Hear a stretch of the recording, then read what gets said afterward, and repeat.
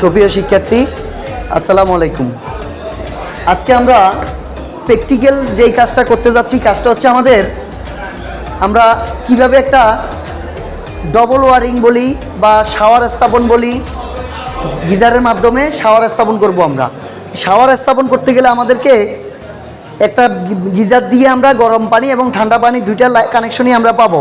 সেই ক্ষেত্রে আমরা এখানে দেখতে পাবো আমাদের শাওয়ার প্লাস আমাদের তিনটা দেখা যাচ্ছে কনসিল স্টক, তিনটার নামই কনসিল স্টক। এরপর ওয়াশিং ট্যাপ, একটা ওয়াশিং ট্যাপ দিয়ে আমার গরম পানি পাবো, একটা দিয়ে ঠান্ডা পাবো। এটা দিয়ে আমি গরম পাচ্ছি, এটাই ঠান্ডা পাচ্ছি।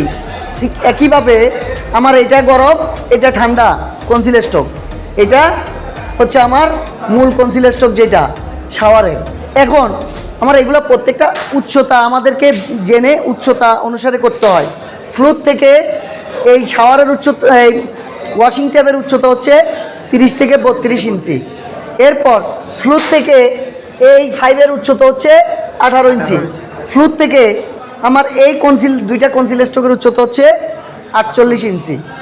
ফ্লোর থেকে এই কনসিল স্টকের উচ্চতা হচ্ছে 54 ইঞ্চি। ফ্লোর থেকে এই শাওয়ারের উচ্চতা হচ্ছে আমার 78 থেকে 80 ইঞ্চি। এভাবে আমরা একটা শাওয়ার স্থাপন করে থাকি। আর এই শাওয়ার স্থাপনের জন্য আপনাদেরকে যেটা দেখাবো, এই পাশে এসে আমি এদিক থেকে আমি কানেকশন দিয়ে এটাতে গরম পানির এই লাইন দিয়ে আমার গিজার থেকে উপরে আমার সাপ্লাই লাইন থেকে পানি এসে এইখানে আসবে নর্মাল পানিটা, প্লাস গিজারে যাবে, গিজার থেকে আমার আউট হয়ে এই পাশে আসবে। তো আমি সিটিংটা গিজারের মধ্যে দেখাই দিই নাই, যেহেতু গিজারটা আগে করছি আমরা। তো আজকে আমরা এই ডবল ওয়ারিংয়ের কাজটা এই পর্যন্ত এখানে শেষ করলাম। আল্লাহ হাফেজ সবাইকে। আমাদের নতুন নতুন ভিডিও দেখার জন্য আপনারা আমাদের চ্যানেলটি সাবস্ক্রাইব করবেন, লাইক করবেন, কমেন্ট, শেয়ার এবং বেল আইকনটি বাজিয়ে দিয়ে নতুন ভিডিওগুলা পাওয়ার সুযোগ করে নিন। আল্লাহ হাফেজ। ঠিক আছে, এটা শেষ, এবার এটাতে যাব।